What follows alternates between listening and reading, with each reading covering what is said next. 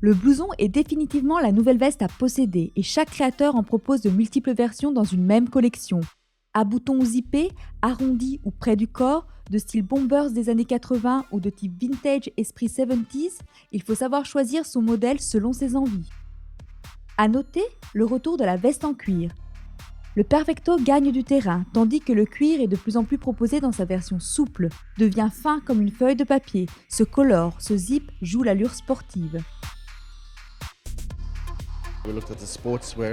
On a regardé du côté du sportswear, mais aussi de l'univers de la course automobile, les motards, le militaire et le tailoring. On a voulu ajouter un nouveau mix à toutes ces pièces, et je trouve que c'est aussi très crédible pour Diesel.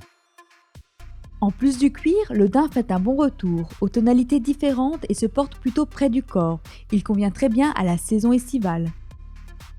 Il y avait toute une série de blousons, des blousons biker, des blousons Harrington, des choses assez classiques dans l'idée, mais on les a complètement traduits en cuir, avec des surpiqûres faits à la main, c'est lacé à la main, mais toujours porté avec un pantalon très slim, très skinny, tailleur, pour justement donner un côté un petit peu plus élégant.